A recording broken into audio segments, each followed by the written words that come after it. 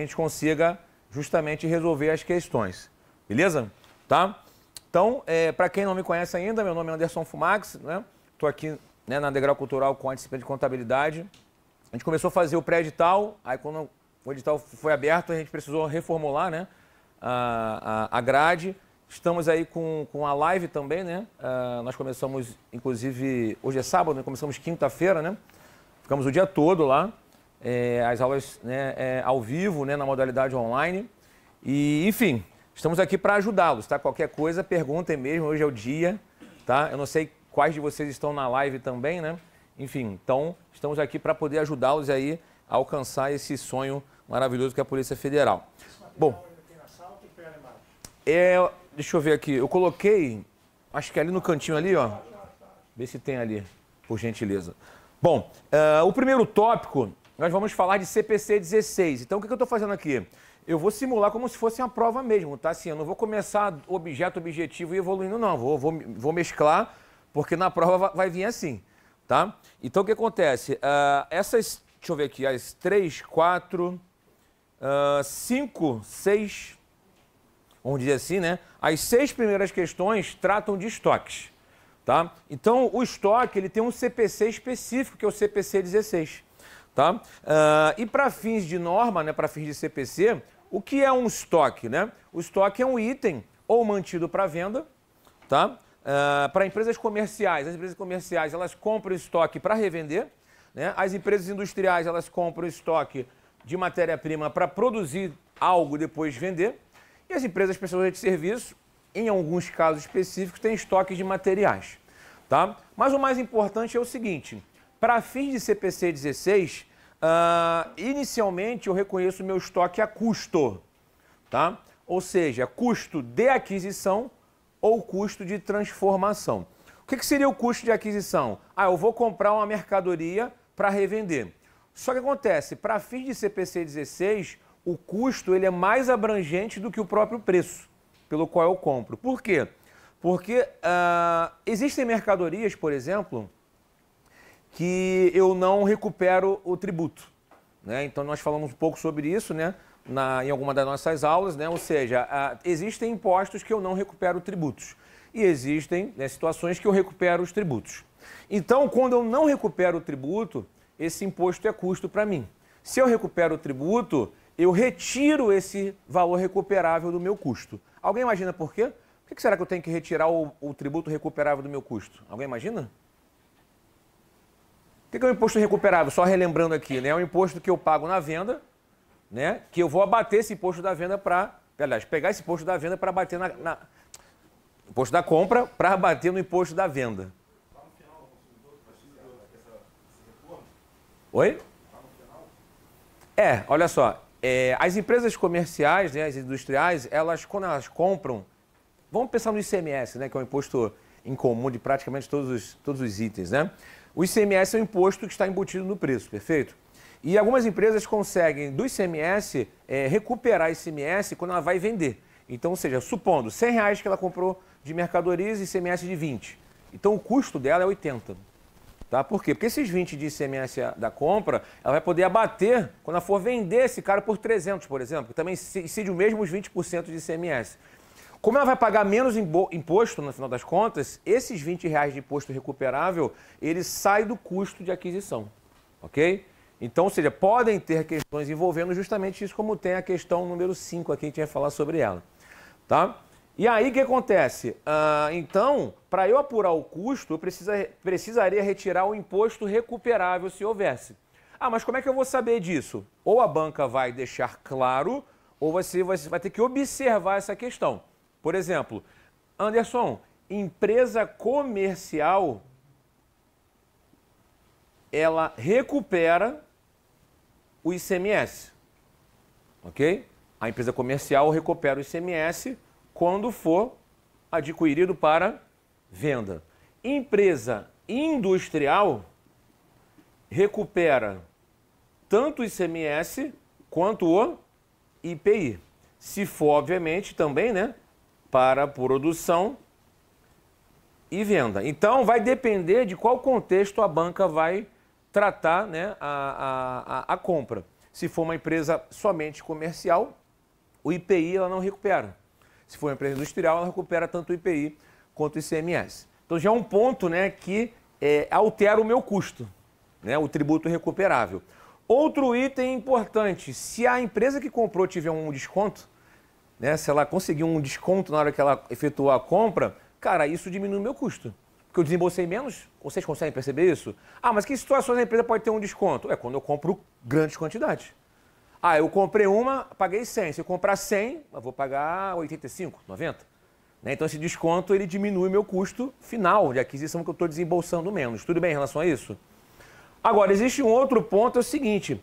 Tem situações que o comprador arca com frete. Inclusive, nós passamos por isso no dia a dia. A gente vai comprar uma coisa no Mercado Livre, né? Ou na Shopee, que seja, né? Aí, tem situações que eu não pago frete. Aliás, eu acho que eu não pago frete, na verdade, né?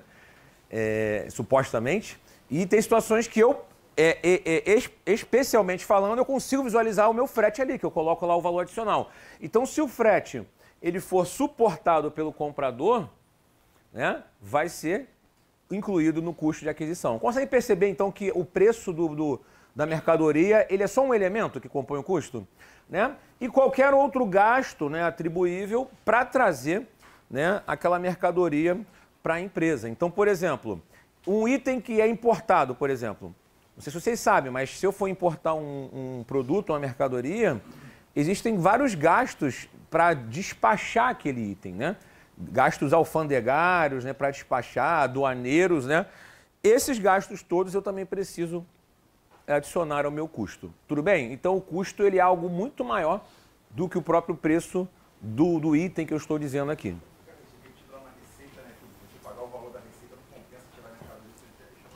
Exatamente, né? Mas para a empresa, né, se ela entender que faz sentido, esse valor vai ser incluído no custo de aquisição. Tudo bem para vocês em relação a isso? Tá? Agora, eu posso também estar falando dos custos de transformação. Como assim custo de transformação? Porque aqui o custo de aquisição é para adquirir uma matéria-prima ou para adquirir uma mercadoria pronta. A matéria-prima sozinha, ela vira produto acabado? Não. Vocês acham que essa cadeira aqui ficou pronta como? Porque eu tive custos de transformação.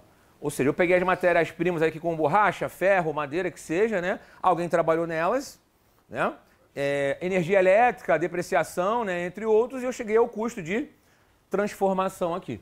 Tá? Então, quando a norma fala de custo, eu posso estar falando de custo de aquisição ou custo de transformação. Perfeito? Tá? Então, eu já comecei com um item aqui, para você já ficar assim, caraca, eu não tinha lido isso. Isso é um CPC que normalmente cai em prova, que é o CPC 16. Tá? A gente vai trazer aqui uns 6 ou 7 CPCs diferentes, né, que são os momentos que mais caem em prova.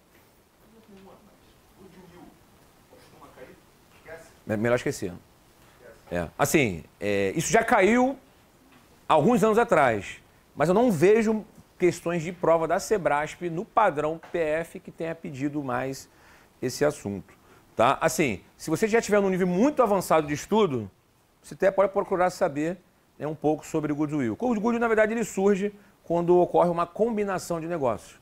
Ou seja, uma empresa compra a outra, eu passo a ter o controle dela e eu pago um ágio para ter o controle daquela empresa. Então, o goodwill é um ágio. Ele vira um intangível, mas ele não está no CPC 04. Tá? Que é um CPC próprio para isso, entendeu? Tá? Beleza? Tá? E aí, olha que interessante, que é o mais importante aqui. De acordo com o CPC 16, os estoques são mensurados a custo ou valor realizável líquido, dos dois o menor. Quem é o valor realizável líquido? Seria efetivamente o caixa gerado pela venda daquele item. Então, por exemplo, eu vou vender esse cara aqui por 100, né? Supondo que esse item ainda não esteja acabado, seja um produto ainda em elaboração. Aí vai me demandar mais R$10 para finalizar a produção, né? E vou demandar mais R$15 para vender esse produto, ou seja, entre tributos, né, comissões que eu pago, né? Então, ou seja, o valor realizável líquido desse cara aqui seria de quanto? Perdão, 75. Então, o valor realizável líquido é o preço de venda menos os gastos para concluir aquele item Claro, isso somente se for um produto em elaboração, se for mercadoria já está concluído, se for um produto acabado já está concluído, menos os gastos para venda. Tá? Então, ou seja, dos dois o menor. Aí por que será que o CPC fala isso? Custo ou valor realizável líquido, dos dois o menor. Porque para vocês faz sentido a empresa manter, por exemplo, um estoque que me custou 100 e se eu for vender ele, eu consigo vender esse por 75? Ou gerar caixa de 75? Faz algum sentido isso? Não faz sentido nenhum. Aí vamos remeter aqui à definição de ativo, né? Quais são as características para o índice ser considerado um ativo? Ou seja, benefício econômico futuro, né? A palavra-chave, né? A entidade precisa ter o controle daquele ativo e aquele ativo precisa me gerar o quê? Um benefício econômico futuro. Se eu manter um estoque a 100 e o máximo que eu gero de caixa pela venda é 75, qual o benefício econômico futuro que ele está me dando no máximo? 75. Então eu não poderia mantê-lo a 100 dentro do meu estoque, ok? Em relação a isso? E aí, se isso acontecesse, a entidade vai reconhecer uma perda, tá? Vai reduzir o custo ao seu valor de realização. Por isso que a norma fala custo ou valor realizável líquido dos dois o menor. Até aqui ok para vocês? Faz sentido isso? Tá? Bom, e aí, para a gente fechar essa primeira parte, para a gente fazer as primeiras questões, critérios de valoração dos estoques. Se eu tiver estoque que seja muito personalizado, que ele seja assim, ele não tem grandes quantidades, eu vou valorar esses estoques ao custo específico. Ué, como é que é isso? Vamos pensar uma revendedora de automóveis, né? O cara vende lá Fiat Siena, vende Honda Civic, né? Vende lá, sei lá, Renault Duster, ou seja, cada item totalmente diferente um do outro. Como é que eu vou elaborar um custo médio? Não faz sentido nenhum, né? São itens totalmente diferentes. Então, eu vou trabalhar com um custo específico. Agora, se eu tenho um estoque que possui várias unidades idênticas, semelhantes, aí eu posso trabalhar com o PEPS, que é o primeiro que entra, primeiro que sai, e o custo médio. Então, por exemplo, vamos imaginar que eu esteja falando sei lá, da produção de caneta, por exemplo. Cara, isso aqui é produção seriada, vocês concordam? A indústria que produz isso produz milhares de unidades disso aqui. Então, se ela mantém em estoque milhares de unidades, essas milhares de unidades poderiam ser mensuradas ao PEPS, que é o primeiro que entra, primeiro que sai, ou ao custo médio. Tá? Por que o custo médio? Porque, na verdade, se eu compro, né, ou o meu custo inicial foi 12 e depois foi 10, depois foi 12, se for a mesma quantidade aqui, o meu custo médio passa a ser 11. Perfeito? Então, ou seja, eu posso trabalhar com essas duas hipóteses aqui a partir do CPC 16. CPC 16 não trabalha com o EPS. Tá? Alguém lembra o que seria o EPS? Último que entra, primeiro que sai. Alguém pode me dizer por quê? Ou seja, por ser o Brasil um país inflacionário, né, o meu custo no EPS tende a ser o custo tende a ser maior e o imposto a ser pago menor. Então, repara que tudo que envolve imposto, se é menor o imposto, eu não vou liberar esse tipo de metodologia. Beleza? Tá? Bom, então a gente tem condição aqui de fazermos, né, juntos aqui as 6 primeiras questões. Vamos analisar aqui a questão número 1. Tá? À luz da legislação societária e dos pronunciamentos do CPC, julgue o item seguinte. Estoques de mercadorias para revenda devem ser evidenciados no balanço patrimonial pelo seu valor justo. Certo ou errado? Errado. Pelo custo ou valor realizável líquido dos dois o menor. Perfeito? Então, primeira questão está errada. Ok aqui para vocês? Tá? Porque ou ele é custo ou valor realizável líquido. Tem que escolher dos dois o menor. 2. Na apuração do valor realizável líquido de um estoque em elaboração, é levado em conta o preço de venda estimado no curso normal dos negócios, deduzidos dos gastos necessários à sua venda. Além dessas informações, ou seja, dos gastos necessários para a venda, devem ser considerados para a referida apuração quais custos aí de um produto em elaboração? Os gastos estimados para conclusão. Então aqui estamos diante da letra D de dado. Repare que ele está falando que é um produto em elaboração. Se fosse um produto acabado ou se fosse uma mercadoria já pronta, eu não teria esses gastos para conclusão, ok? Porque ele já está concluído, tá? Só faz sentido eu ter esses gastos para conclusão quando eu tenho um estoque que ainda passa por um processo de produção. Tudo bem? Tá? Então, 2 aí, letra D. 3. Relativamente ao tratamento contábil de estoques, julgue o item que se segue. Com base nos custos específicos, a valoração de estoques destinados à venda que possam ser identificados individualmente, distinguindo-se um dos outros, é recomendada nos casos em que há muitas unidades do produto nesses estoques. Ou seja, se ele tem, né, dificuldade, né, porque até o seguinte, ó, quando eu tenho muitas unidades de produto em estoque, ele não pode ser custo específico, porque ele não seria personalizado, ok? Ou mensuraria ele a Pepsi ou a custo médio. Então, ou seja, custo específico é só para itens que eu não consigo justamente ter grandes quantidades idênticas aqui, porque ele é muito individual, muito específico, como nós falamos aqui, a revendedora de automóveis, tudo bem? Tá? Então, essa 3 está o quê? Errada, né? 4. Considerando os fatos administrativos, né, circunscrito à ciência contábil, julgue o item a seguir. Os bens tangíveis, né, mantidos para venda de forma recorrente, os processos em produção, né, com finalidade precípua de venda e os de uso próprio no curso frequente do negócio podem ter o custo de cada item valorado periodicamente pela média ponderada ou a cada lote recebido, dependendo das circunstâncias da entidade. O que vocês acham aqui?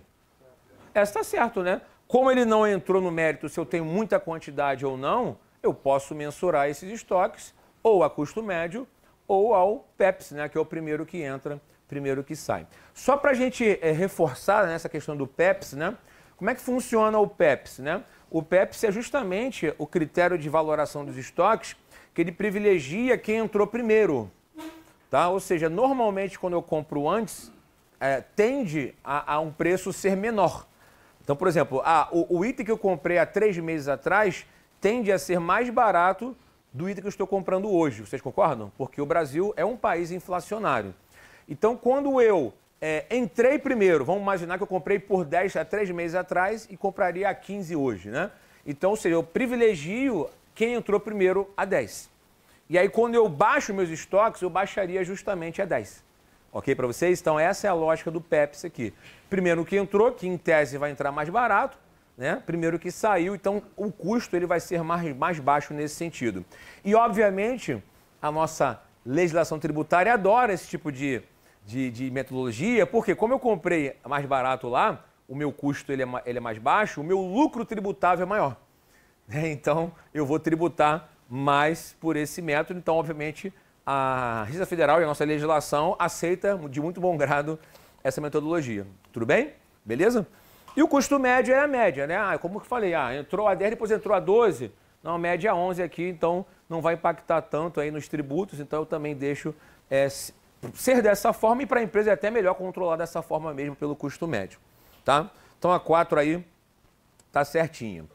Galera, a 5, ela é uma questão fácil, tá? Mas eu preciso ter atenção na leitura do enunciado, tá? Então por isso eu sempre falo o seguinte, galera, invistam muito na leitura para que quando vocês forem marcar certo e errado, vocês terem uma assertiva ali. Não leiam rápido para poder fazer a prova rápido, porque uma questão dessa aqui, que é fácil, né, poderia ser uma questão que vocês errariam aí à toa. Olha só a questão 5. A companhia ABC adquiriu à vista 1.000 unidades de mercadorias para revenda. As informações relacionadas à transação estão elencadas a seguir. Preço unitário de mercadoria, 100. ICMS, 18. O valor está embutido no preço unitário. Então, o que vocês entendem aí? Que desses 100, 18 são de ICMS, ok? E é uma empresa o quê? Comercial, que recupera quem? O ICMS, ok? Então, vamos lá. Ó, além disso, a companhia ABC pagou um frete de R$100. Então, repara que quem está suportando esse gasto adicional é a companhia que está adquirindo as mercadorias. Vocês concordam? E aí, olha agora, olha só essa aí a pegadinha, ó. Seguro de transporte das mercadorias pago pelo próprio fornecedor de mercadorias. Quem está comprando assumiu esse gasto? Não, foi quem vendeu. Então, obviamente, aqui a banca, por ser uma questão de múltipla escolha, ela colocaria uma alternativa, incluindo como se fosse um custo de aquisição esse seguro, mas não é. Vocês concordam em relação a isso? Tá? Então, ou seja, considerando a situação hipotética apresentada, né? Qual seria o valor que deveria ser registrado como custo dos estoques, né? O que vocês marcariam aí? Ó, vamos botar aqui, ó. Eu comprei 1.000 unidades a 100, né? Então eu teria aqui 100 mil reais, vocês concordam? 100 mil reais seria o preço. Só que desses 100, 18% são de ICMS, né? 18% de 100 mil vai dar o quê? 18 mil reais. Né? Então, ou seja, 100 menos 18, 82. E eu não estou pagando frete? Pagando frete aqui, ó, de 100 reais. Não tenho mais nenhum outro gasto atribuível, não tive desconto. Qual foi o meu custo aqui? 82.100 reais. Então, qual a letra? Letra B de bola. Ok para vocês? Né? Fácil, né? Fácil, mas ficar atento, né, a esse seguro aqui, principalmente, né? E aí, o frete, ele poderia também colocar que foi pago pelo fornecedor também, né? Então, ficar só atento a essa questão. Se for suportado pelo comprador, entra no custo, tá? Agora, a minha pergunta. Esse seguro que foi pago pelo fornecedor de mercadorias, para o fornecedor, entra como lá? Para ele é despesa. Despesa de venda, ok para vocês?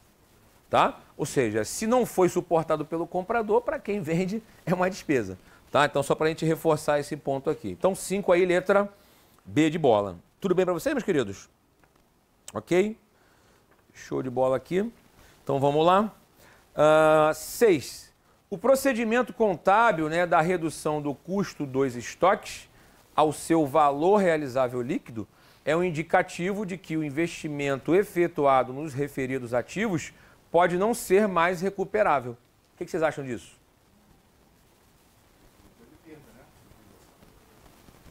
Ou seja, no nosso caso aqui específico, né? Eu investi 100 reais no estoque. Se eu fosse gerar caixa pela venda hoje, eu geraria apenas 75. Então, se eu reconheço a perda, né, justamente por conta do seu valor realizável ser menor do que o custo, é um indicativo de que o investimento de 100 reais que eu fiz no estoque não vai ser mais recuperável. Porque eu não consigo mais vender, no mínimo ele é 100, eu só consigo gerar de caixa 75. Então essa afirmativa está correta. Tudo bem aqui para vocês? Tá? Então mais do que vocês, de repente, vou fazer a leitura do CPC. Cara, eu sugiro que numa altura dessa vocês não façam. Nós temos material aqui para vocês visualizar os pontos mais importantes. Inclusive, depois dessa aula, eu vou mandar...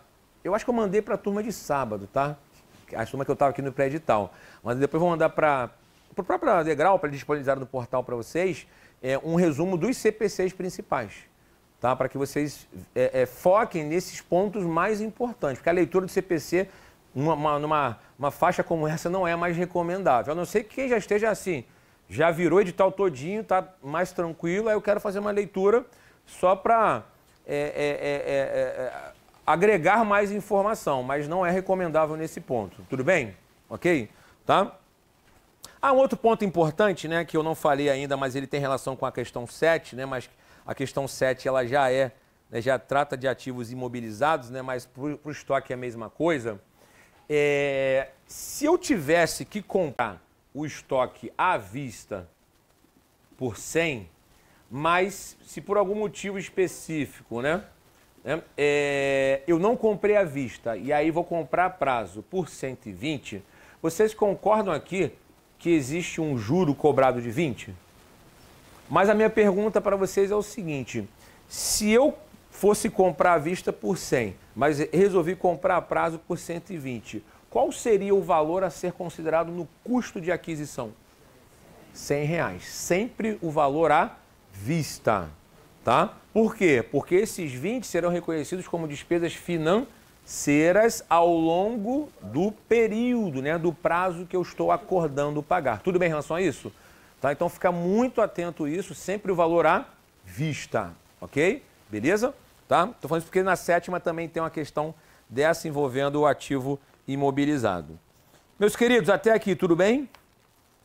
Beleza? Né? Matamos 6 de 70, né? Já, ó, olha só, avançamos, né? 6 de 70. Né? Então eu vou apagar aqui, tá? Valoração? É, botei personalizado, né? Personalizado. Isso. Ó, a minha sugestão é que vocês tirem foto hoje, né? Porque se for deixar para copiar tudo, a gente vai demorar um pouquinho, tá? Mão de obra direta e os custos indiretos. Que são custos necessários, né, para transformar a matéria-prima em produto acabado, né? Então, ou seja, a mão de obra da pessoa que montou, pintou, né? A energia elétrica, né? A depreciação envolvida, né? Todo o processo, né? Então, são todos os itens necessários para transformar, né, a matéria-prima em produto acabado. Show de bola?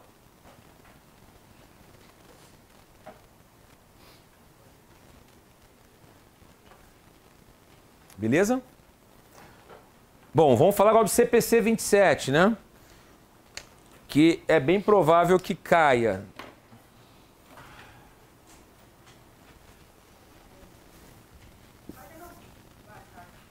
Eu pedi para tirar uma fotinho aqui. Mas alguém tirou? Alguém tirou? Hein? É, pega. É porque hoje esperar copiar vai ser complicado.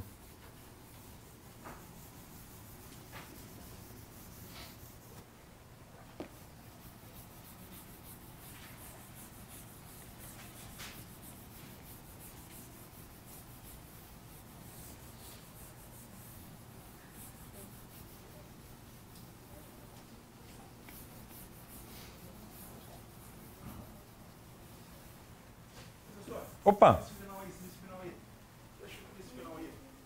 Aqui? Industrial, recupera ICMS e o IPI.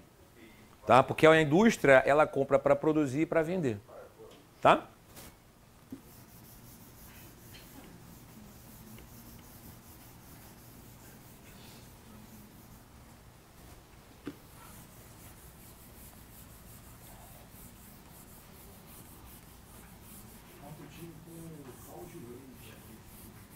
Oi? Professor? Legal. Ele estava dando aula onde? Madureira? Botafoguense, Botafoguense.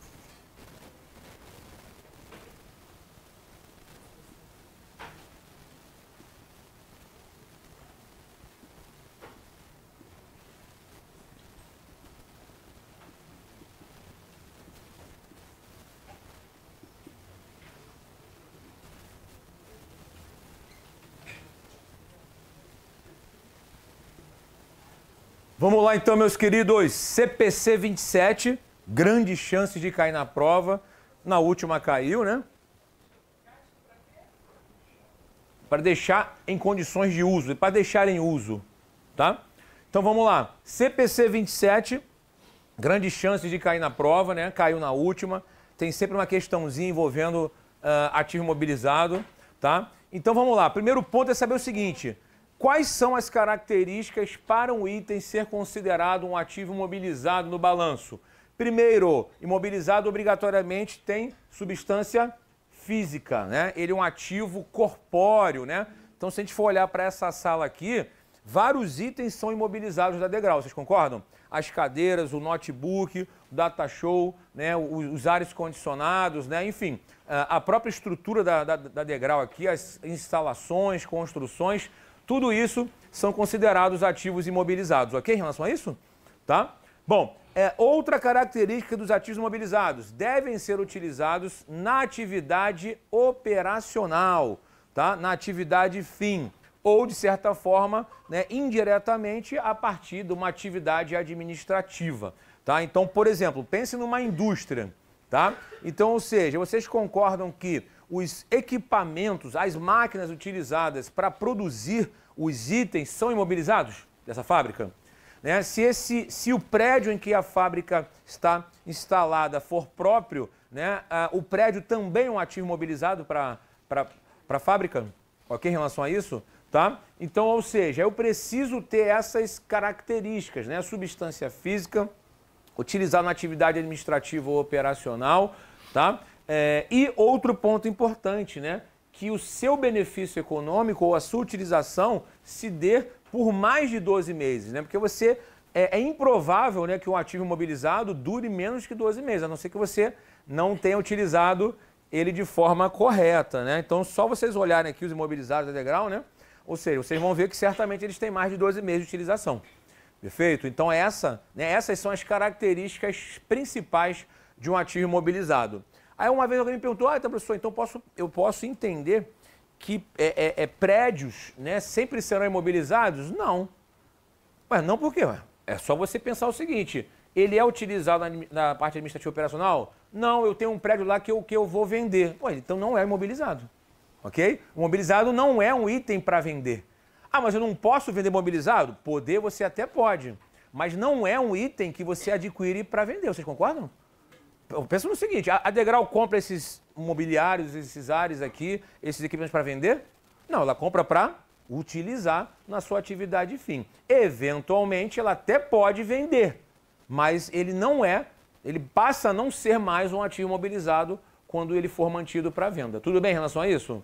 Tá? Então, são pontos importantes aqui, né? Por exemplo, se eu compro imóveis para vender, esse imóvel é um estoque. Estoque, sim. Estoque de itens para serem vendidos. Porque o estoque, sim, ele é mantido para venda. Tudo bem em relação a isso? Tá? Então, esse é um ponto importante a ser observado. Tá? A mesma coisa vale para veículos. Se eu estiver falando de uma revendedora de automóveis, os veículos são estoques. Se eu estiver falando de veículos para uso próprio da empresa, né, na atividade operacional, isso é o quê? Imobilizado. Tudo bem em relação a isso? Isso está claro para vocês, essa diferença? Tá? E o reconhecimento inicial dos estoques, né? Então, diferente, aliás, de forma parecida com os estoques, mas com algumas diferenças, né?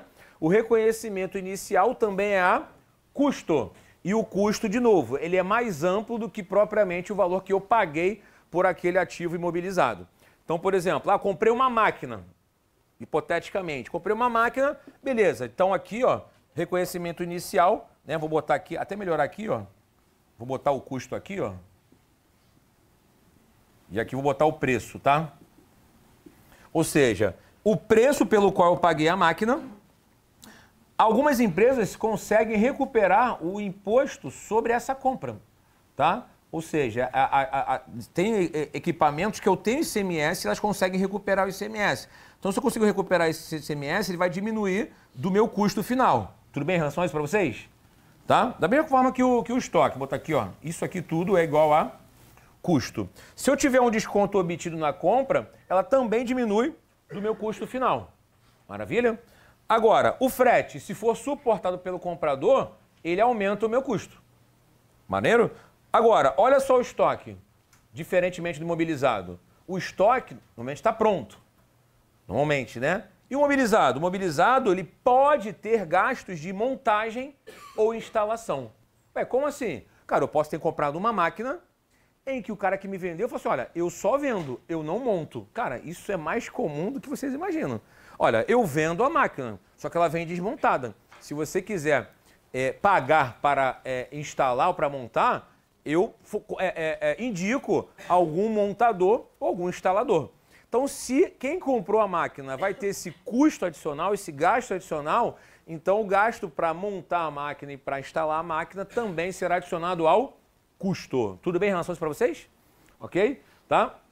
E qualquer outro gasto necessário para deixar aquele imobilizado em condições de uso. Então, por exemplo, vocês concordam que uma vez a máquina já instalada e a depender do equipamento, precisa fazer testes na máquina, né, para calibrar, para configurar, para ver se vai sair tudo certinho. Esses gastos com testes também fazem parte do custo inicial, tá? Então, um ponto importante, custos do imobilizado, custos necessários para deixar o imobilizado em condições de uso. Uma vez ele já em condições de uso, qualquer gasto posterior a essa etapa já não mais estará no ativo mobilizado. Ou possivelmente vai ser o quê? Despesa. Ok para vocês em relação a isso?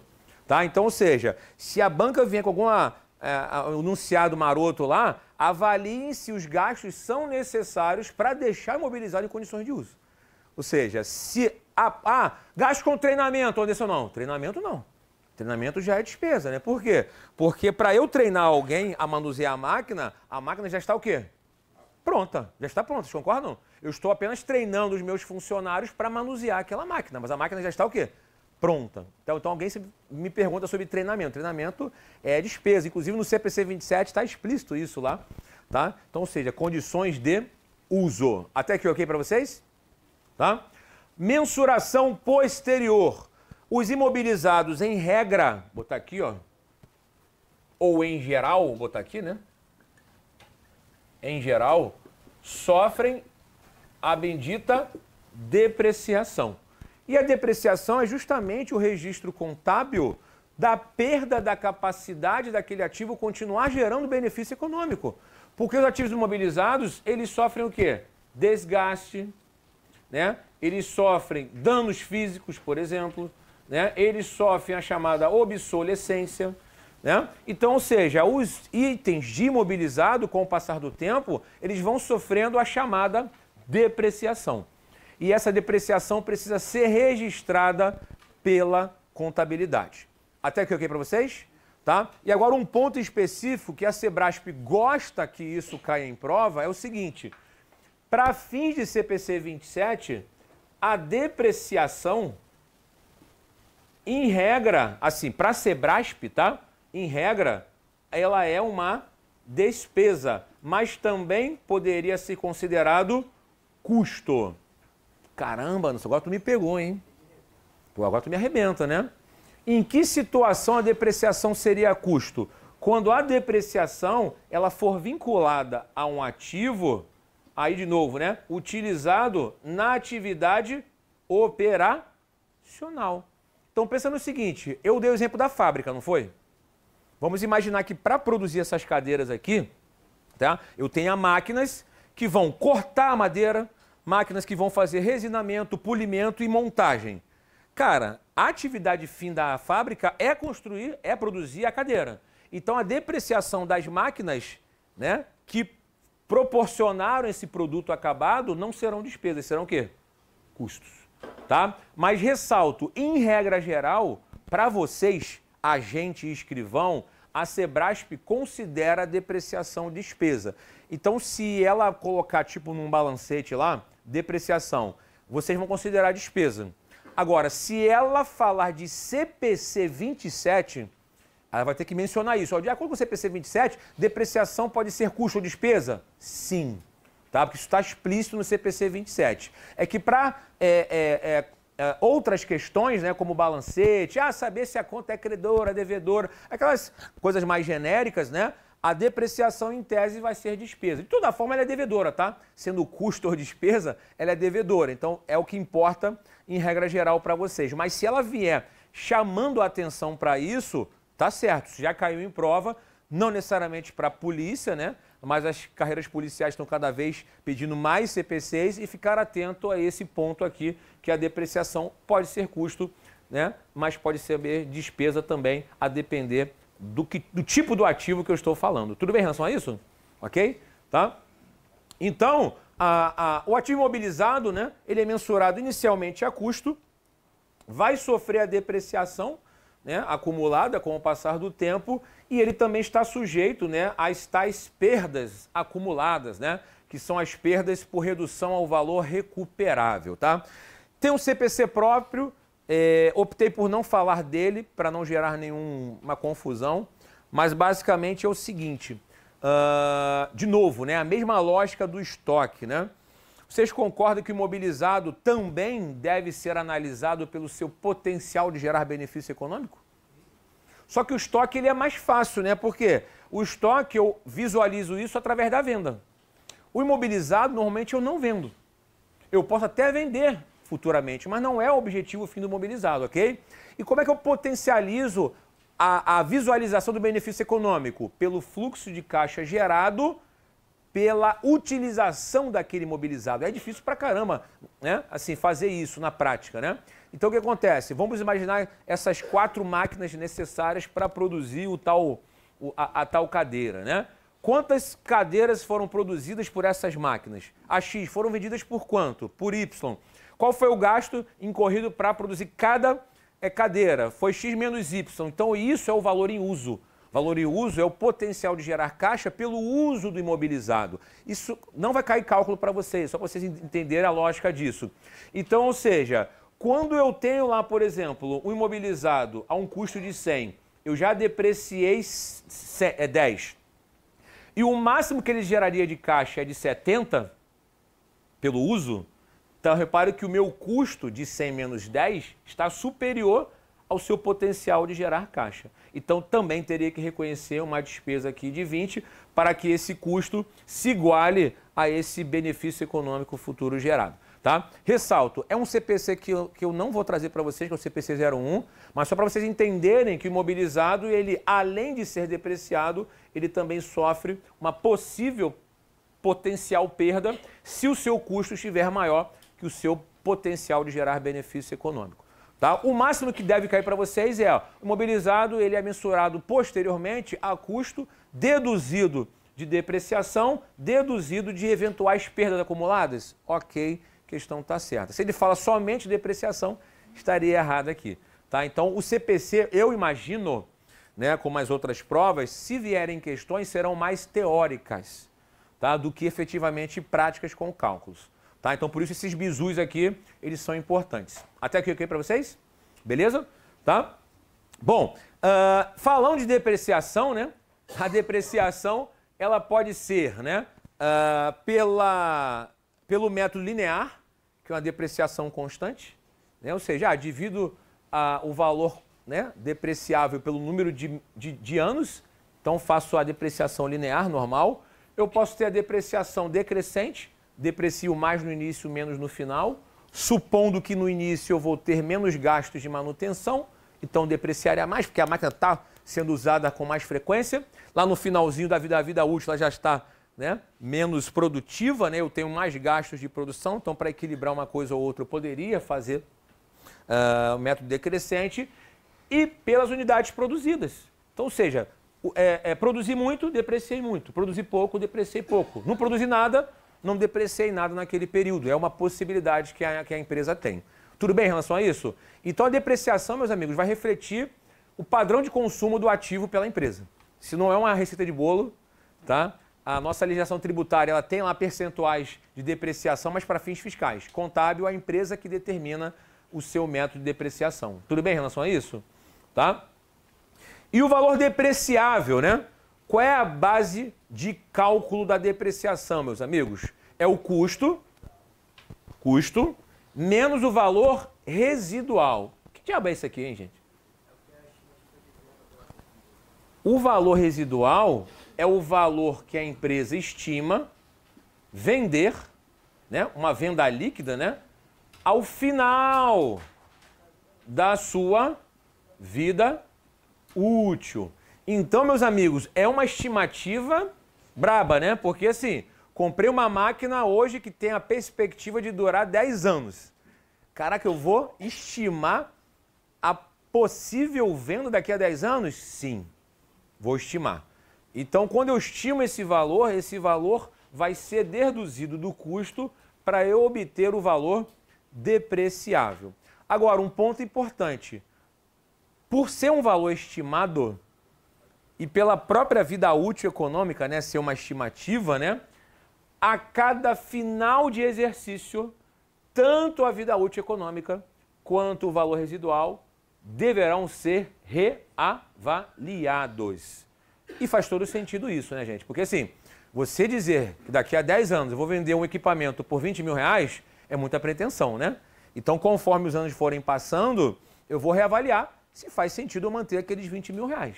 Da mesma maneira, a vida útil econômica.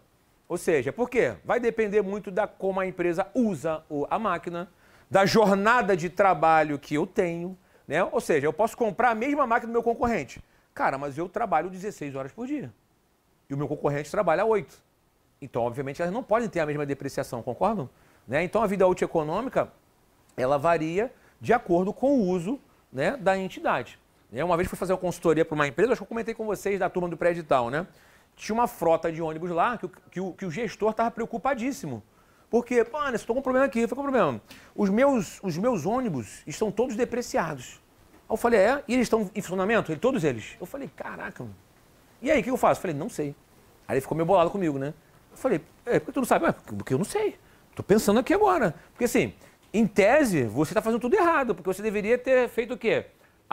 Uma reestimativa da vida útil econômica com o passar do tempo. Ah, mas eu nunca liguei para isso. Eu falei, então, por isso estou falando que eu não sei também como te ajudar. Porque não dá para reavaliar ativos. Não existe a reavaliação de ativos. Não é permitido. A não ser que a empresa passe a adotar as normas internacionais de contabilidade e naquele momento ela consiga fazer uma reavaliação. Mas se ela não fizer, cara, já era. Né? E aí, o que dá para a empresa isso? Bom, se ela for auditada, vai tomar uma chamada, né? Vai tomar uma ressalva. E eu acho que o mais importante é o segundo, né? Se todos os ativos estão depreciados, quando ela for vender qualquer um deles, ela vai tributar sobre o ganho de capital. Qualquer venda que ela faça vai ser lucro. Porque, repara o seguinte, se todos os ativos estão depreciados, o valor contábil dele é o quê? 0. Então, se você vender por 100 mil, ganho de 100 mil reais na venda. Vai tributar sobre os 100 mil reais. Vai tomar feio. Né? Então, ou seja, são pontos aí, né, importantes que a empresa que não adota a contabilidade correta vai ser prejudicada mais à frente. Tudo bem em relação a isso? Ok? Tá? Então, ou seja, tanto o valor residual quanto a vida útil econômica devem ser reavaliadas a cada final de exercício, justamente para evitar essa situação, né? Ah, eu esperava que durasse 10 anos, mas passado o primeiro ano, cara, eu acho que não vai durar mais 9 não, vai durar 7. Aí passado o segundo ano, pô, será que vai durar mais os 7 anos mesmo, né? Então eu vou reavaliar, cara, porque isso vai fazer com que a minha depreciação fique mais adequada à minha vida útil econômica. Tudo bem em relação a isso? Ok? Tá? Opa! Nesse momento da reavaliação, o novo custo passa a ser o que foi reavaliado? Sim, sim. Mas ressalto, né, que isso é possível se a empresa vier a aderir às normas pela primeira vez, né, eu tenho essa possibilidade. Né? Se ela já adota, né, ou ela não quer adotar as normas, porque assim, aí é outro ponto importante, né? Quando eu falei sobre isso, aí o cara, não, vamos adotar a norma então, só essa norma aqui? Eu falei, não, calma aí. Adotar só essa norma são 50 normas. Se você aderir às normas internacionais, você tem que adotar para todos os seus ativos. Imobilizado, estoque, passivos, somente essa para te atender? Não. Né? Então, não vou fazer esse trabalho para você. Aí você procura outra pessoa. Porque ele queria somente adotar o CPC 27. Falei, não faz sentido. Se você adota as normas, tem que adotar integralmente as normas. Né? Com as suas... com seus problemas ou não, né, na verdade. Beleza? Tá? Outro ponto importante aqui. Quando eu inicio a depreciação? Quando o ativo imobilizado estiver disponível para uso, independentemente se ela já está sendo utilizada. Não entendi, Anderson. Por exemplo, o imobilizado eu comprei... hoje é que dia? Hoje... 21, né? Comprei imobilizado no dia 10 de junho. Aí montei, deixei em condições de uso no dia 21 aqui de junho. Só que eu só resolvi usá-la a partir do dia 1º de julho. A data de início da depreciação tem que ser o quê? A data de hoje. A data que o ativo ficou disponível para uso. Se ele não está usando, problema da empresa. A não ser que ele esteja adotando o critério de unidades produzidas. Porque se for linear, um abraço, começa a depreciar. Ok? Tá? Então, quando estiver disponível para uso. E quando eu cesso a depreciação, né? Ou quando aquele item é baixado, por algum motivo específico, ou quando ele for mantido para venda. Olha o que eu falei agora aqui, ó. Porque imobilizado, ele não é ativo para vender. Se eu for vender o imobilizado, eu vou ter que fazer o quê? Mantê-lo para venda. Então, eu cesso a depreciação aqui. Ok? Em relação a isso? Porque ele não vai mais ter a característica de imobilizado. Para vocês faz sentido isso? Ok? Tá? E o outro ponto aqui, para a gente fechar, para fazer as questões, é o seguinte. No caso lá, né, da empresa de ônibus, né, que o valor contábil era 0, qualquer venda que ela fizesse daria lucro, certo? Né? Mas, em regra geral, eu posso ter ganho ou perda na venda de imobilizado. Tanto o ganho quanto a perda vão para DRE. Porque o ganho vai ser um lucro eventual, uma receita eventual, e a perda vai ser uma despesa eventual. Tá? Não é uma despesa operacional, né? Seria uma despesa, outras despesas, e se fosse receita, seria uma outra receita, não é uma receita operacional, tudo bem? Então, por exemplo, aqui, se eu tenho um ativo que me custou 100, já depreciei 80, então o valor contábil dele é 20. Aí eu consigo vender esse cara por 35. Qual é o ganho nessa operação aqui? De 15, né? Esses 15 aqui vão para DRE, tá? Esses 15 serão considerados como outras receitas, né? Receitas que não são operacionais. Tudo bem em relação a isso? Ok? Fique à vontade aí para fazer perguntas, gente. Não sei se vocês chegaram até esse ponto aqui da matéria, né? Estão assustados? Não, né? Não? Hã? Oi? Isso aí a gente consegue ver o nosso dia a dia, acaba que facilita para entender. Ótimo, ótimo. Bom, como eu comentei aí para quem chegou depois... Oi? É isso aqui, no caso seria o que eu estou usando. Tem algum aí, gente, ainda? Tem algum aqui? Acabou?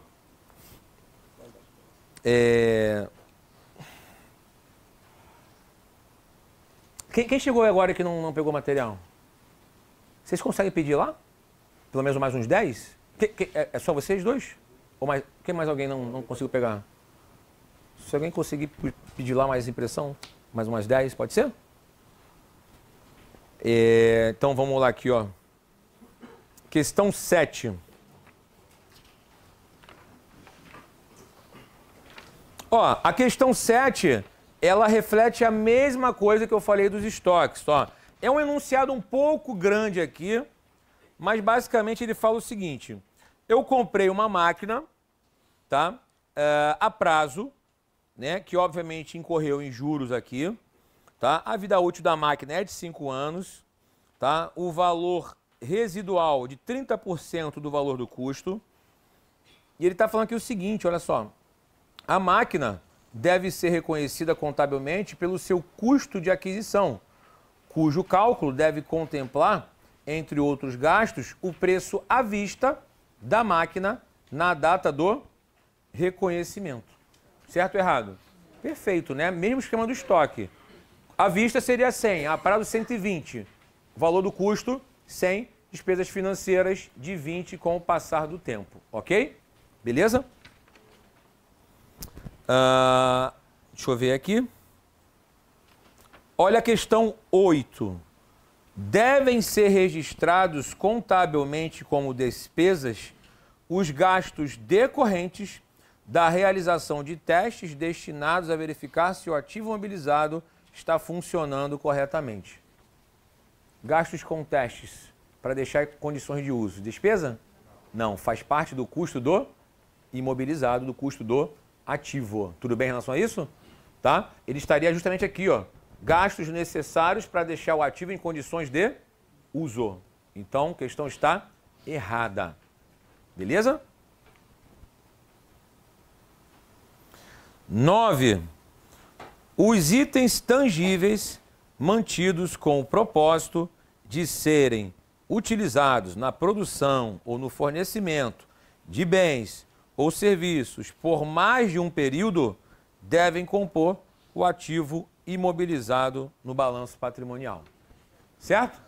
Perfeito, né? Ou seja, ativos com substância física utilizados na atividade fim, do qual a entidade espera utilizar por mais de um exercício. Ok? Beleza?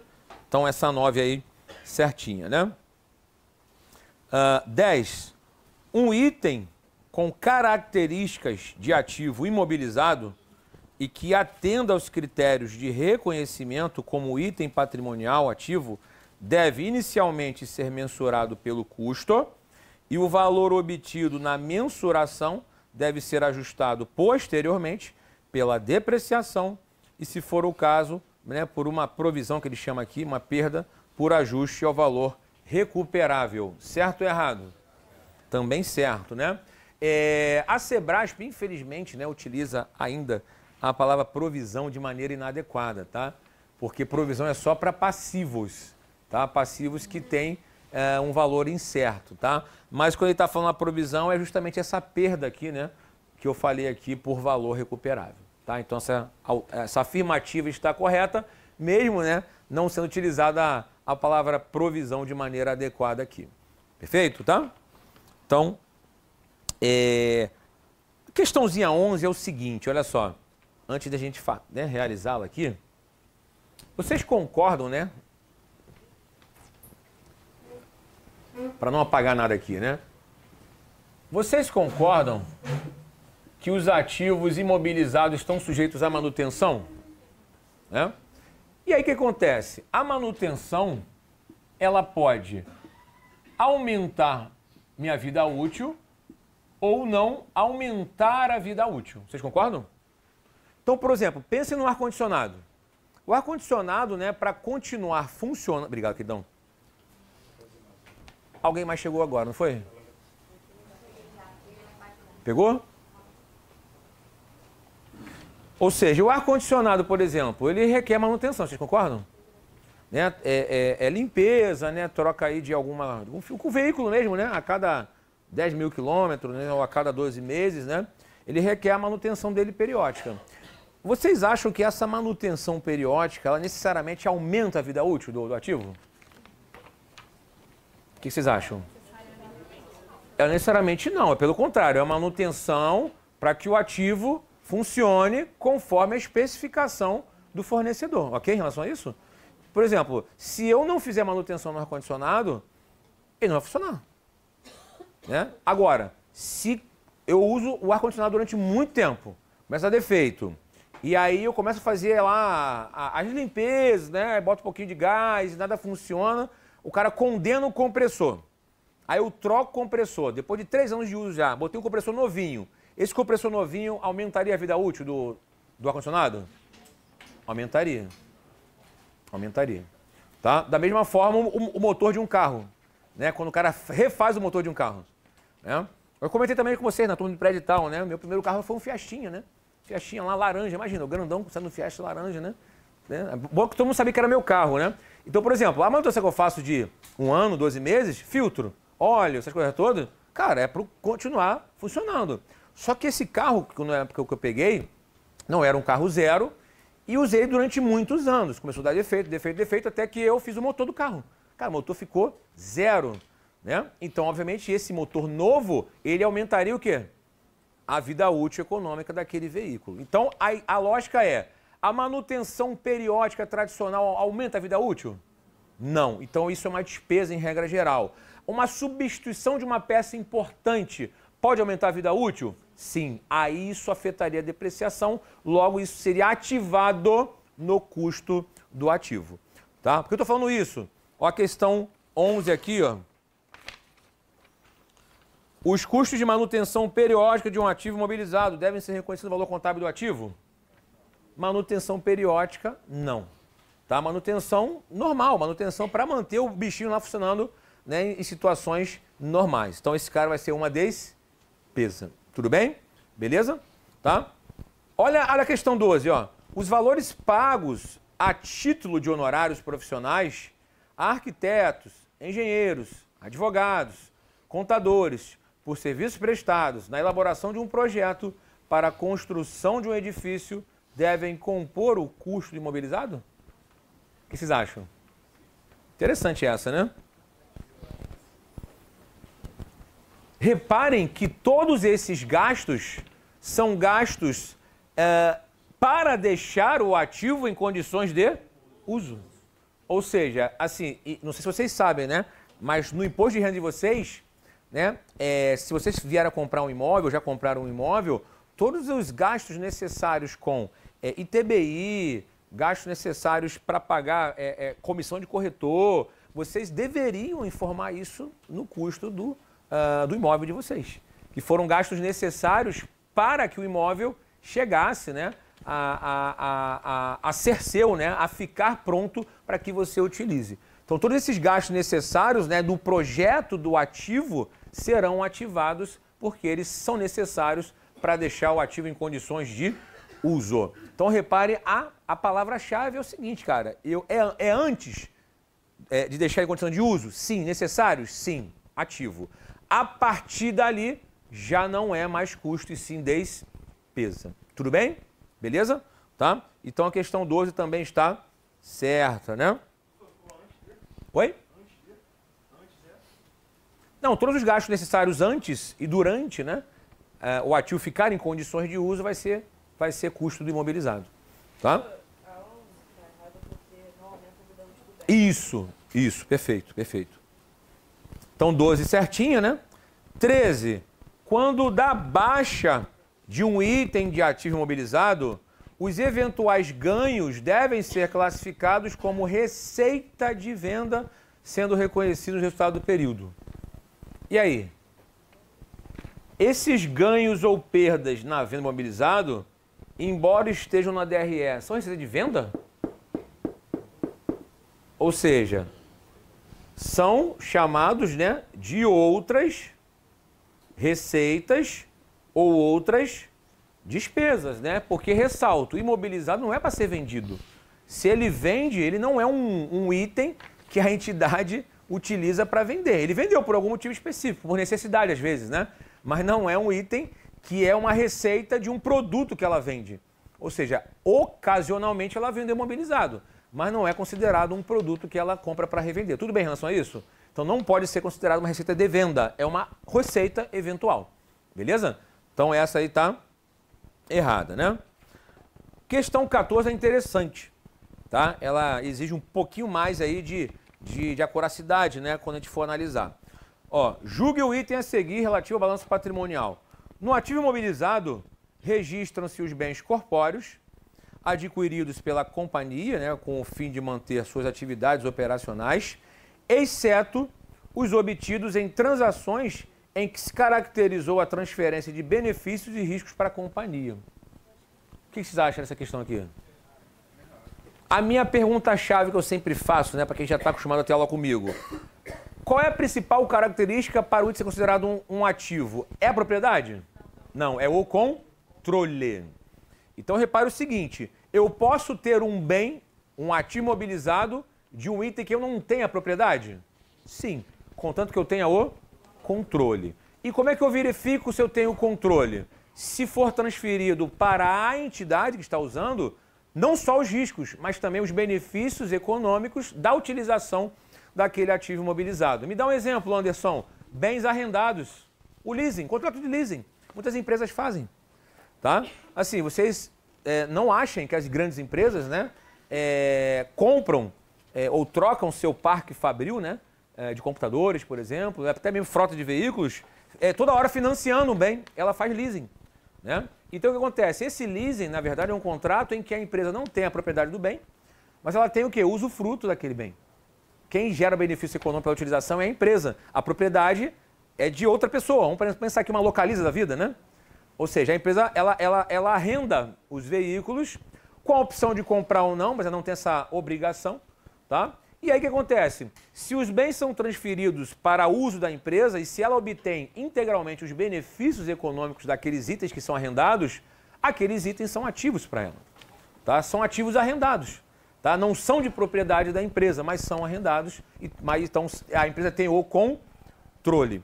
Então ela está errado, essa questão, na medida em que ele desconsideraria, né, os ativos, né, que embora a empresa não tenha propriedade, ela tenha, né, ela tenha, né, a transferência dos benefícios e riscos daquele ativo para sua utilização. Então, ou seja, a 14 ela está errada, porque inclusive eu vou reconhecer nos ativos imobilizados aqueles itens que foram transferidos, né, os seus benefícios e os riscos de utilização. Beleza aqui? Tá? Então essa questão aí está errada, né? Beleza aqui por enquanto. E aí, meus queridos, 14 questõezinhas já. Alguma dúvida em alguma questão específica? Fiquem à vontade para tirar a foto do quadro, tá? Deixa eu só beber uma água aqui, rapidinho. Essa aqui é minha? Não? Ah, não, tá aqui. Não é igualzinho.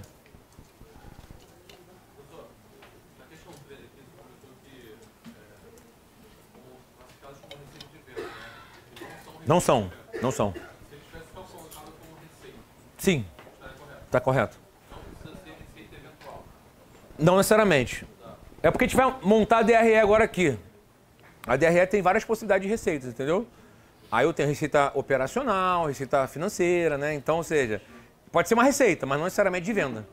Porque o objetivo do imobilizado não é vender, ele é uso. Então, quando ele vende, ele é uma receita obtida de uma transação ocasional. Oi? Então, eu baixo o ativo. Por exemplo, o meu ativo estava com custo de 100, vendi por 120. Né? Gerou uma entrada de caixa de 120, ok? Baixei o ativo por 100 e a diferença dos 20 é receita. Não, tudo bem, mas assim, quando eu baixo o ativo, eu posso continuar utilizando normalmente, né? É, porque assim, a baixa de um ativo não necessariamente ele é por venda, ok? O ativo ele pode ser baixado porque ele foi totalmente depreciado, entendeu? Ele não tem mais uso para a empresa, né? Então ele pode ser baixado, entendeu? Mas não é errado vender esse ativo baixado. Então, aí você está falando, a baixa, ela se dá por alguns motivos específicos, entendeu? Porque assim, quando ele fala baixado, né, eu entendo que ou ele já não tem mais benefício econômico para a empresa, né? Ou por ser totalmente depreciado, ou por ele estar com algum problema, assim, já está obsoleto, vou baixar esse cara porque não vou mais usar ele, por exemplo, né? Ou seja, então, contabilmente, a baixa é diferente de ser mantido para venda, tá? Porque na baixa, em tese, eu não tenho mais benefício econômico nenhum ali. Na venda eu vendi, né?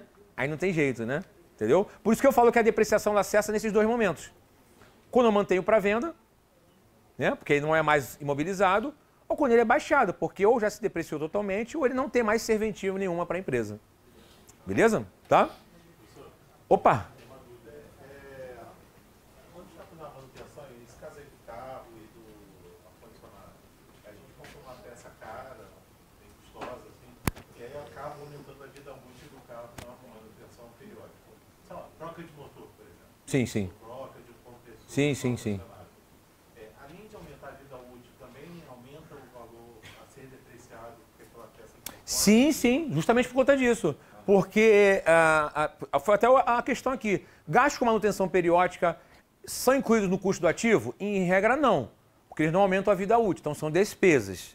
Agora, se você trocou um compressor, se você trocou ou fez o motor do carro que aumentou a vida útil, esse gasto ele vai ser ativado.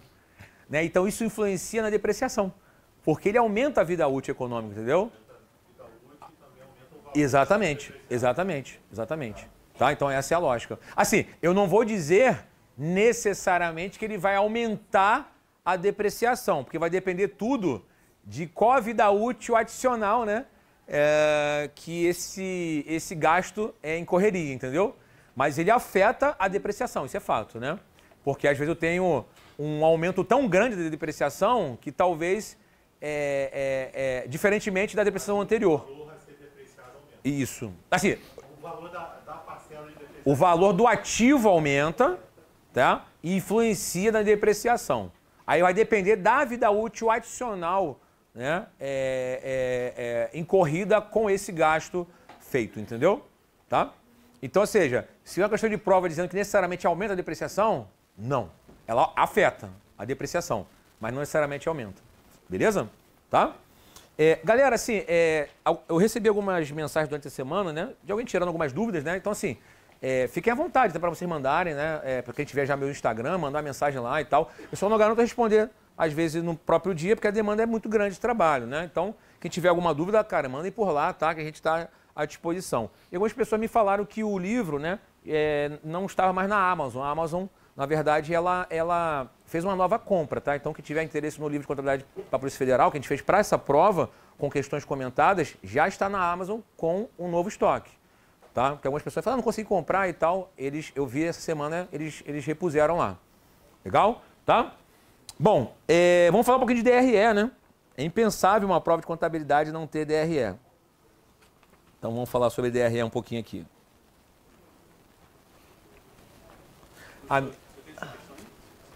Oi? Tem um aqui adicional aqui. Tem um aqui adicional. Deixa eu ver aqui. 9h33. Tá dentro do...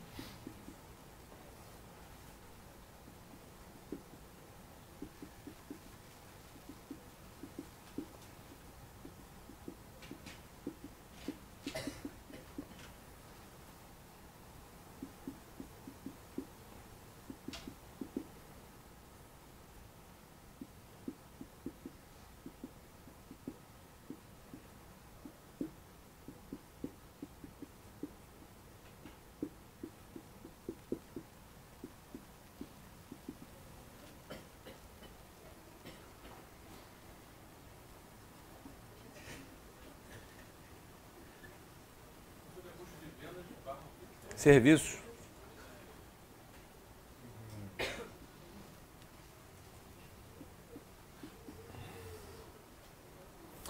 Vamos lá então, meus queridos, para a gente fechar essa primeira parte aqui. DRE, né? Impensável uma prova de contabilidade não ter uma questão de DRE. E aí, a gente tem que estar preparado para questões teóricas e questões práticas, né? Que envolvem cálculos, tá? Embora a DRE, estruturalmente, ela seja relativamente grande, tá? Dificilmente a banca, quando ela pede cálculo, né? Ela pede do meio para o final. Ela normalmente pede até aqui o resultado bruto. É o normal, vou explicar por quê já já. Tá? Então vamos lá. A DRE é justamente uma demonstração, né, que trata do resultado do exercício. Ou seja, aonde eu apuro lucro ou prejuízo. Né? Eu evidencio ali confronto entre receitas e despesas. Tá? Só que estruturalmente ela tem algumas formalidades, né? Ou seja, embora seja simplesmente confronto de receitas e despesas, na sua apresentação eu tenho várias situações que eu tenho receitas diferentes, despesas diferentes, e elas precisam ser apresentadas formalmente. Tá? Então a DRE é elaborada pelo regime de competência. Qual é a lógica do regime de competência mesmo, hein? O fato gerador é mais importante, né? Eu não estou interessado aqui na DRE se eu recebi ou se eu paguei. Ou seja, o fato gerador da receita aconteceu, eu reconheço. O fato gerador da despesa aconteceu, eu reconheço. Por isso que, às vezes, a empresa tem lucro, mas não tem caixa. Né? Porque ela tem muitas receitas, mas muitas vendas a prazo. E ela não recebeu por aquilo. Né? Então, tem um lucro, porque eu tenho muita receita, mas não tenho caixa, porque a receita não foi recebida ainda. Tudo bem em relação a isso? Tá? Então, aqui a DRE... ela evidencia o seu desempenho econômico, né? Ele evidencia o desempenho econômico da entidade, não o desempenho financeiro. Porque o desempenho financeiro seria voltado para o fluxo financeiro de entradas e saídas, ok? Em relação a isso, tá? Então, ela faz o confronto entre receitas e despesas e seu resultado, né?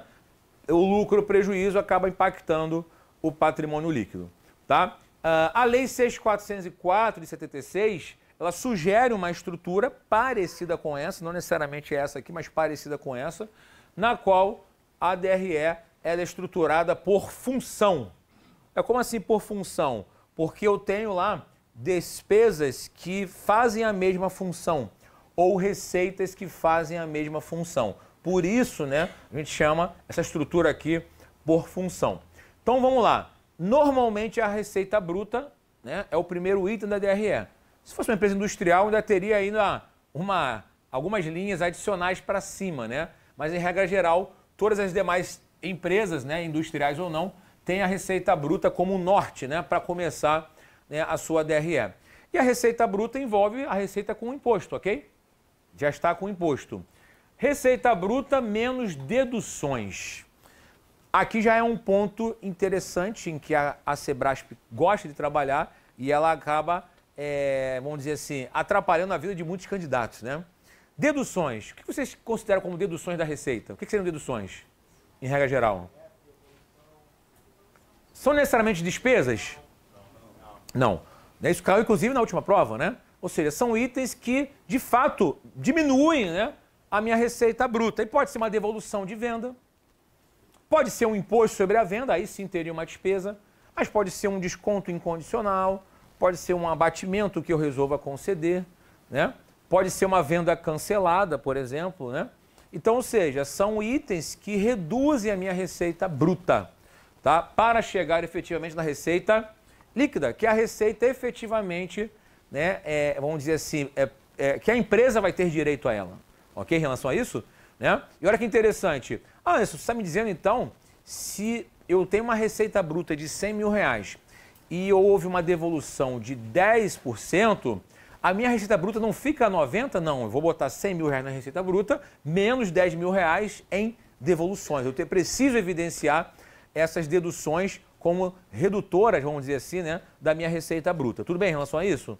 Tá? Até porque, fiscalmente falando, existe uma nota de devolução, então eu preciso evidenciar tanto a saída quanto essa devolução dessa mercadoria, né? Receita líquida é a receita efetiva da empresa, e essa receita também precisa Deduzir quem? Dos custos de venda, né? Ou dos custos de serviços prestados. Então, por exemplo, se eu compro um estoque a 30 e vendi a 100, o custo de venda é 30, vocês concordam? A minha receita é de 100, mas o meu custo é de 30. Então, o custo das vendas, o tal do CMV, né, ou CPV, eles devem constar justamente aqui. Tá? Ou seja, porque eles não vão fazer mais parte do estoque e eles vão fazer parte agora da DRE. Então, o CMV, ou CPV, embora o nome seja custo, ele equivale a uma despesa, né? Porque ele é diminuído da receita para apurar o seu resultado bruto, seja lucro, seja prejuízo. Até aqui ok para vocês? Tá? A banca pode dificultar onde? Nas deduções. Tá? Por quê? Porque, de novo, né? Quais são as deduções aí possíveis? Nós falamos já, devoluções, né? Devoluções de vendas. Às vezes ela coloca devolução de compra. Aí o cara vai, devolução?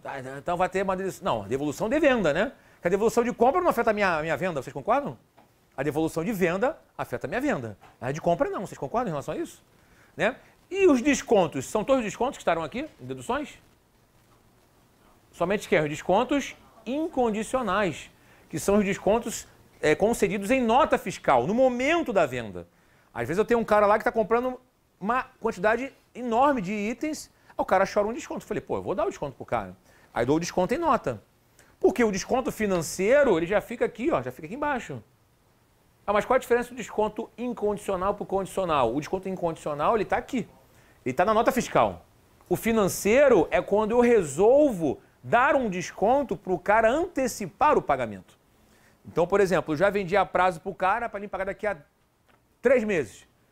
Aí o cara, beleza, ok, mas a empresa estava precisando de dinheiro. E ele fala o seguinte para o cara, olha só, se você antecipar o pagamento, eu te dou um desconto de 10%. Só que a nota fiscal vai ser pelo valor cheio, ok, em relação a isso? Então é uma negociação. Se você antecipar, eu te dou desconto. Por isso que é desconto condicional, né? Esse outro, né? Aí se o cara resolve antecipar o pagamento, eu recebo menos daquilo que estava previsto. Aí eu tenho uma despesa financeira, tá? Então, ou seja, na dedução aqui é o desconto incondicional. Isso está lá no nosso material de apoio lá, né? Bom, inclusive, eu pedi para eles botarem na plataforma o material de apoio, tá? Não sei se eles já colocaram o mesmo do pré-edital, tá? Não sei para quem ainda não teve aula comigo, mas eu pedi para eles botarem, tá? Se não botaram, vocês falem com o pessoal lá. É um material de apoio com só 500 páginas, tá? Não, mas assim, não se assustem não, é porque na verdade ele está em PowerPoint, entendeu? Né? Então, obviamente, ficam mais páginas, tá? Mas ali está todo o edital, tá? Com tudo que vocês precisam lá. E o do CPC eu vou mandar para eles encaminharem para vocês. O CPC só 100 e pouca só. 170, eu acho, 180. Hã? Só. Mas PowerPoint. Se você botar isso em quadradinhos pequenininho, fica tranquilo. Na plataforma nova, não tem opção de baixar material, mas pra gente não. Oi? Na plataforma nova, não tem. Aqui onde é? Tem? Não, tá legal. Não? Já disse que tem, vamos embora. De toda forma, se não tiver ainda, eu vou pedir para eles lançarem lá. Nem imaginei. Tem aí? Então vamos seguindo aqui, ó. Foi? Ó. Ó, se passar, pagar umas cervejas para ela aí, ó. E para mim também, Pra mim. Então vamos lá. O custo de mercadoria vendida, então, é o custo necessário para obter o produto que eu vendi. Então, obviamente, para eu ter um resultado positivo, minha receita tem que ser maior que o custo, obviamente, né? Bom, despesa operacional, despesas necessárias para manter a atividade da empresa funcionando, né? E para poder vender. Por exemplo, comissão é uma despesa operacional? Comissão de vendas? Com certeza, né? Se eu pago comissão para o vendedor, eu quero que ele venda. Então é um gasto que eu incorro para estimular o cara a vender. Tudo bem em relação a isso? Marketing, propaganda, despesa operacional? Com certeza, né? Despesas necessárias para vender o produto, né? Aquela manutenção periódica, por exemplo. A manutenção, né? Tá aqui despesa operacional também, necessária para manter a máquina funcionando, para produzir itens para eu vender, né? Despesas administrativas de uma maneira geral, né? Que não sejam custos, né? Ou seja, despesas administrativas de uma maneira geral, salários a depender, né, do tipo de cargo vai estar aqui, né? Ou seja, material consumido, né? Se não for custo, vai estar aqui. Então as despesas operacionais são aquelas necessárias para manter a atividade da empresa funcionando. Se não for custo, necessariamente vai ser despesa. Eu vou estar aí. Por isso que ele é por função, né? Então, por exemplo, a depreciação pode estar aqui ou pode estar aqui. CPC 27, eu não falei que a depreciação pode ser custo? Né? Então, ou seja, se for custo da máquina que produz um produto, é custo. Se for a depreciação do computador do administrativo da empresa, é depreciação. Né? Então, por isso que eu falo que essa estrutura aqui é por função. Qual é a função daquele gasto? Tudo bem em relação a isso? Tá? Então, as despesas operacionais são aquelas utilizadas na operação da empresa, né? Para manter a empresa funcionando. Resultado bruto menos despesa operacional, cheguei ao resultado operacional. E aí eu posso ter, ó, as outras receitas ou outras despesas. Qual é o exemplo que eu dei agora há pouco? A venda de um imobilizado, né? Se eu tiver uma perda ou se tiver um ganho. Ou seja, então, se tiver uma perda, outras despesas. Se eu tiver um ganho, outras receitas. Ou seja, não tem relação com a minha atividade fim. Então, repare que ela fica abaixo do resultado operacional, né? Porque não é atividade operacional vender imobilizado, mas é uma outra receita ou uma outra despesa. Tudo bem em relação a isso? Agora sim, ó. Resultado financeiro é o confronto entre despesas financeiras e receitas financeiras. Aí o tal do desconto condicional, né, estaria como uma despesa financeira. Juros que eu venha a pagar, despesas financeiras. Agora, descontos obtidos, receitas financeiras. Juros que eu recebo, receitas financeiras. Então, no confronto entre despesa financeira e receita financeira, eu posso ter um resultado positivo ou negativo. Da mesma forma que outras receitas e outras despesas. Eu posso ter mais receitas do que despesas, né, e ter resultado positivo. A despesa não, a despesa é sempre negativa, né? E o custo sempre também. Mas esses dois itens aqui, eles podem gerar momentaneamente um resultado positivo ou negativo. Tudo bem em relação a isso? Então, aí está escrito o resultado financeiro. Tem uma linha separada para receitas e despesas financeiras? Se a empresa quiser detalhar ainda mais, melhor ainda. Ela pode colocar isso em nota explicativa, tá? Mas o resultado financeiro é a linha líquida desse confronto, entendeu? Em nota explicativa, ela vai evidenciar todas as despesas financeiras, todas as receitas financeiras. Não tem uma CPC nova que fala para separar, para dar resultado financeiro? É o 26, ó. Por isso que ele está aqui, ó, separado, ó. Ele está depois do operacional, ó. É porque eu não entendi, porque no caso dos financeiros, ele está junto de outras despesas e... Não, ele está abaixo, ó. Aqui são linhas específicas. Né? Hã? Aí está resultado. Imagina que ele tenha dado 5 e embaixo tenha dado 80. Não, mas ele... Não, De receita... não, ele falou o seguinte, o CPC 26, ele fala para segregar o estado financeiro do resultado operacional. Sim. Entendeu? Então, o resultado operacional eu já visualizei aqui.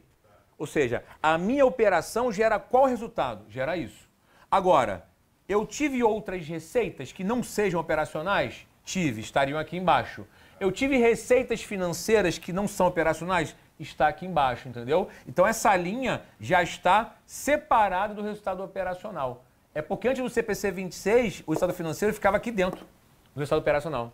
Entendeu? Ele fica... Se tivesse uma linha específica para receitas e despesas financeiras. Não necessariamente. Eu preciso ter a linha da DRE, que é o confronto, entendeu? Mas em nota explicativa eu vou evidenciar quais serão elas. Beleza? Tá? E aí eu chego, né, no resultado antes dos tributos sobre o lucro, que é o imposto de renda e contribuição social. Dificilmente vocês vão ter uma questão envolvendo isso aqui, muito pouco provável, só para perito mesmo, tá? Aí eu deduzo aqui os meus tributos sobre o lucro, que é o imposto de renda e contribuição social, e ainda se a empresa vier a pagar participações, eu ainda tenho uma linha chamada de participações. Que seriam participações? A famosa PL, por exemplo, dos funcionários, né, para quem recebe, estariam aqui. Né? A remuneração dos administradores, né, que se equivale a uma PL, também estariam aqui. Né? Então, se a empresa vier a pagar distribuição sobre, né, esse lucro, né, que não seja para os acionistas, para os funcionários, para os administradores, elas já teriam uma linha chamada de participações. E aí, por fim, resultado líquido. É esse resultado que sobra para a empresa efetivamente, né? Para constituir reserva, né? Para poder distribuir para os acionistas, né? Então é esse resultado aqui, né? Resultado líquido depois de deduzir todos esses itens aqui. Tudo bem para vocês? Tá? Então, ou seja, a Lei 6.404 sugere uma estrutura parecida com essa. Veio o CPC 26. CPC 26 trata de apresentação das demonstrações contábeis, tá? Ele fala o seguinte, olha só, ao meu ver, para atender o CPC 26, já inicia a DRE pela receita líquida. E até faz sentido, né? Porque assim, a receita líquida é a receita efetiva da empresa, vocês concordam? Porque assim, as deduções, elas só vão diminuir a receita bruta. Efetivamente, para a empresa, o que sobra é a receita líquida. Então, para o CPC 26, ó, inicia pela receita líquida. Bota na nota explicativa lá o restante, mas apresenta pela receita líquida. E aí agora um ponto importante. O CPC 26 permite a apresentação das receitas e das despesas ou por função, que é o que está aqui, ou por natureza. O que seria apresentar despesas por natureza, por exemplo, né? Vocês concordam que aqui eu segreguei em despesa operacional, custo de venda, resultado financeiro. Aqui eu posso ter várias despesas dentro da despesa operacional. Vocês concordam? Nós citamos várias aqui, né? Comissão de vendas, citamos despesas com salários, né? Despesas com manutenção, como nós falamos aqui. Todas elas, em tese, têm a mesma função, função operacional. Por natureza, seria mais detalhado. Então, por exemplo, a depreciação, não falei que poderia ser custo ou despesa? Se fosse por natureza, eu teria uma linha só de depreciação. Não teria mais o custo de venda.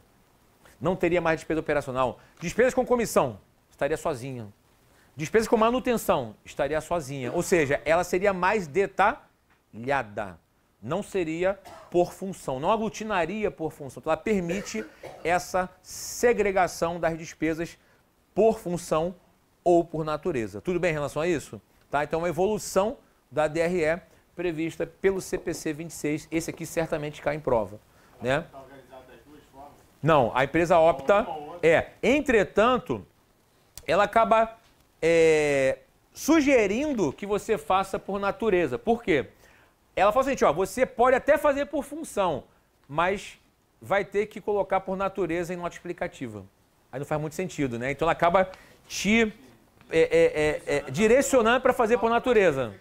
Só que eu tenho um problema. As empresas de capital aberto, elas obrigatoriamente precisam atender a Lei 6.404. Olha que situação. Então ela vai ter que apresentar as duas. Tá? Ou seja, somente para as empresas de capital aberto. Tá? Assim, as empresas que não são de capital aberto poderiam trazer só o CPC 26 e fazer por natureza, por exemplo. Tá? Mas se ele fazer por natureza e depois consolidar por função, ele mistura. As de capital aberto precisam atender a Lei 6.404 também, entendeu? Então, por mais que ela faça por natureza, na hora que ela for melhorar essa performance, ela tem que botar na estrutura também para atender a Lei 6.404. Né? Isso, né? Tá? Mas assim, são só coisas teóricas mesmo, para vocês saberem, tá? Então, por exemplo, aqui, ó, questão 15, né? Para a gente fechar essa primeira parte aqui de questões. As despesas devem ser reconhecidas na DRE quando resultarem em decréscimo de benefícios econômicos futuros, por exemplo, a alocação por competência de obrigações trabalhistas. Ou seja, uma despesa com obrigação trabalhista estaria na DRE por competência? O que seria uma despesa com obrigação trabalhista? Oi? Não só salário, né? Mas também os encargos, né? 13º, né? Férias, tudo ali. Tá certa a questão. Aqui é um enunciado, ele botou um enunciado diferente, né? Ou seja, despesa é um decréscimo de benefício econômico? Sim, porque é um consumo de recursos, né? E a despesa estaria na DRE por competência? Com certeza, né? E ele deu só um exemplo, ó. Se eu for alocar por competência as obrigações trabalhistas, estaria na DRE? Sim. Lembrando que a despesa com salários, encargos, ela é reconhecida por competência, mesmo que eu não pague naquele mês. Né? Ou seja, lembram disso? Folha de pagamento fecha, por exemplo, em junho, pagando somente em julho. Né? Então, na DRE de junho, entrariam as obrigações trabalhistas da empresa. Tudo bem? Tá? Então, a questão está certa aqui. 16. Essa aqui foi interessante. Ó. a DRE deve apresentar o conjunto de todas as mutações do patrimônio líquido que não constituam transações entre a entidade e seus sócios na qualidade de proprietário da entidade. Será que está certa essa questão? Essa questão está errada, né? Por quê? Embora o resultado da DRE impacte o patrimônio líquido, será que a DRE é a demonstração que evidencia todas as alterações no patrimônio líquido? Claro que não, né? Para isso existe uma demonstração chamada DMPL, que é a demonstração das mutações do patrimônio líquido, tá? Ou seja, a DRE, ela apresenta se a empresa deu lucro ou prejuízo. E aí, de fato, esse resultado vai afetar o PL da empresa, ok? Em relação a isso? Agora, por exemplo, uma compra de ações próprias pela empresa, ações de tesouraria, não afeta o meu PL? Afeta, né? Passou pela DRE? Não. Então, ou seja, eu não posso afirmar que todo o efeito no PL vai ser representado pela DRE. Então, essa questão está o quê? Errada aqui, tá? Olha a questão interessante, a 16, ó. A receita de venda é contabilizada... Desculpa, 16 tá errada, né? 17. A receita de venda é contabilizada por ocasião da transferência do controle e não quando do seu recebimento. Certo ou errado essa? Certinho, né? Porque assim, por ela ser reconhecida por competência, o recebimento não é o mais importante. O mais importante é o seguinte, ó, reconhecer a receita e transferir o bem que eu vendi para o controle de quem comprou. Então, quem comprou passa a ter um ativo, ok? E quando eu transferir esse controle para o meu cliente, eu passo a ter uma receita. Ou seja, ele não pagou? Não tem problema, isso não é o mais importante. Reconheci a receita, entreguei o bem, vai me pagar mais à frente, emitir nota fiscal, receita, um abraço. Ok, em relação a isso, por quê? Regime de competência. O fluxo financeiro não é o mais importante aqui, ok? Tá, então essa questão está certa, né? 18. O objetivo da DRE é fornecer aos usuários das demonstrações contábeis da empresa as informações essenciais sobre a formação do resultado do exercício que evidencia o desempenho da entidade. Perfeito, né? DRE evidencia desempenho, né? Ok aqui. 19. As entidades que classificarem gastos por função devem divulgar informação adicional. Aqui só para reforçar, ele está falando do CPC 26, tá? CPC 26, tá? As entidades que classificarem os gastos por função devem divulgar informação adicional sobre a natureza das despesas, incluindo as despesas de depreciação, amortização e despesas com benefícios a empregados. Ela está certa, tá? Porque o CPC 26, embora dê a opção por apresentar por função, por natureza, mesmo que eu apresente por função, eu preciso apresentar alguns itens por natureza, tá? Então essa questão está certa. Essa aqui foi a 19, né? Beleza, 19 está certa então. Tá, então por hora, 19 ok aqui, tá? Fechamos essa parte da DRE conceitualmente. 10 e 3, tá? Estamos dentro aí do meu cronograma. São 70 questões, estamos bem aqui, estamos bem. Ó, então vamos fazer o seguinte, vamos dar uma pausa aí de 15 minutinhos, tá? 20 minutinhos no máximo. Só que enquanto isso, eu vou estar escrevendo no quadro aqui para falar do CPC 00, tá? Que vai cair na prova do CPC 00 certamente. Diga aí.